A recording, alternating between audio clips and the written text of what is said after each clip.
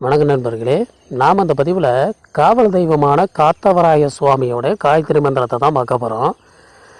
இப்போ அந்த காத்தவராய சுவாமியை எடுத்துக்கிட்டீங்கன்னா அவரோட வரலாறை பற்றி நம்ம ஒன்றும் சொல்ல விரும்பலை இந்த பதிவில். ஆனால் அவருக்கான வழிபாடு, அதுக்கான உண்டான மந்திரத்தை தான் நம்ம பார்க்க போகிறோம். இருந்தாலும் காவல் தெய்வங்களில் ஐயனார், மதுரை வீர சுவாமி, முனீஸ்வர, கருப்பண்ணா சுவாமி இந்த வரிசையில் காத்தவராயனுக்குன்னு ஒரு தனி ஒரு இடமே இருக்குது. ஏன்னா அந்தளவுக்கு ஒரு தன்மையாக உள்ளவர். இந்த காயத்ரி மந்திரத்தை பொறுத்த வரைக்கும் நார்மல் மந்திரத்தை விட காயத்ரி மந்திரத்துக்கு வேகங்கள் கூட. அதே நேரத்தில் வேறு மந்திரங்களில் நம்ம செய்யும்போது உபாசனைகள் நம்ம கொஞ்சம் அதிகமாக செய்கிற மாதிரி இருக்கும். ஆனால் அந்த காயத்ரி மந்திரத்தை பொறுத்த வரைக்கும் நம்ம வேறு எந்த ஒரு உபாசனையும் நம்ம செய்ய தேவையில்லை. நார்மலாக வெறும் மந்திரம் மட்டுமே உச்சாரணம் பண்ணால் போதும், மந்திரம் மட்டும் உச்சரித்தாலே போதும்.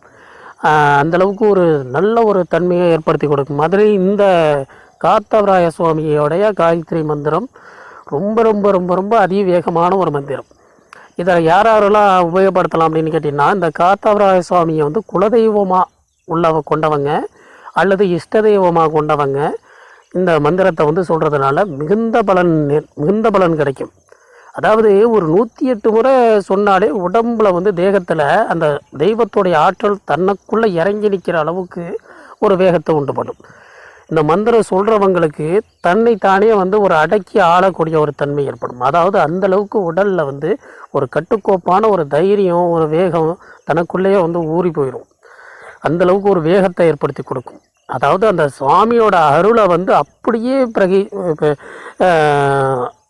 பிரதிபலிக்கும். நம்ம உடம்பு அப்படியே பிரதிபலிக்கும். அந்த அளவுக்கு ஒரு வேகத்தை, அவருக்குள்ளே உள்ள ஆற்றலை நமக்குள்ளே இழுத்து கொடுக்கக்கூடிய ஒரு அளவுக்கு ஒரு மந்திரம் இந்த மந்திரம்.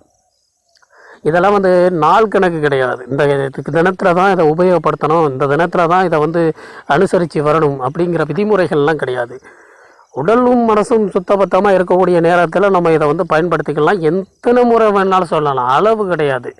எவ்வளோத்துக்கு சொல்கிறீங்களோ அந்தளவுக்கு வீரியம் கூட. இதே அந்த சுவாமியோட ஆலயத்துக்கு போகணும் அப்படின்னா எல்லோரும் என்ன பண்ணுவாங்க, கிராம தேவதைகளோட ஆலயத்துக்கு போகணுன்னா கண்ணா மூடி வேண்டி வணங்குவோம், நிறைய எசவுகள் வேண்டுவோம், அதுக்கான ஒரு கோரிக்கைகள் நிறைவேறுச்சுன்னா அதை செய்வோம். இப்படி தான் நம்ம வழிபாடு செஞ்சுக்கிட்டு இருக்கோம். தன்னிச்சையான நேரங்களில் போகிறோம், அவர் ஆலயத்தில் போய் கொஞ்சம் நேரம் உட்காடுறோன்னா சும்மா எதுலேயோ சிந்தனைகளை கவனத்தை சிதறப்பட்டுக்கிட்டு இருக்கிறதுக்கு பதிலாக இந்த மந்திரத்தை உங்களால் முடிச்ச அளவுக்கு அவருடைய ஆலயத்தில் இருந்து நம்ம சொல்கிறதுனால நிறைய நன்மைகள் நம்மளுக்கு கிடைக்கும், நிறைய மாற்றங்கள் உருவாகும். அந்தளவுக்கு ஒரு அற்புதமான மந்திரம். இதை ஆலயத்தில் சொன்னால் மிகுந்த பலன். அதை விட வீட்டில் நீங்கள் தினசரி உங்களால் முடிஞ்ச அளவுக்கு சொல்லிவிட்டு நீங்கள் உங்களோட வேலைகளை நீங்கள் பார்த்துக்கிட்டு இருக்கலாம். எந்த ஒரு தடைகளும் இருக்காது, பாதிப்புகளும் இருக்காது. ஒரு வெளியில் ஒரு இடத்துக்கு பயணத்துக்கு கிளம்புறோம்னா இந்த மந்திரத்தை சொல்லிவிட்டு ஒரு 5 முறை அந்த மந்திரத்தை சொல்லிவிட்டு கிளம்புங்க. கண்டிப்பாக அவருடைய அனுகிரகமும் துணையும் உங்களுக்கு கூடவே இருக்கும். அந்த பொழுதுக்கு அவருடைய பாதுகாப்போடய நீங்கள் இருக்கலாம். அந்த அளவுக்கு ஒரு வேகம் உள்ளது. சரி, இப்போ அந்த மந்திரம், காயத்ரி மந்திரத்தை நான் சொல்கிறேன், பார்த்துக்கிடுங்க. ஓம் தண்டகஸ்தாய வித்மகே ஜடாமகுடாய தீமகி தன்னோ காத்தவராய பிரச்சோதயாத். ஓம் தண்டகஸ்தாய வித்மகே ஜடாமகுடாய தீமகி தன்னோ காத்தவராய பிரச்சோதயாத். இதுதான் அந்த காத்தவராய சுவாமியுடைய காயத்ரி மந்திரம்.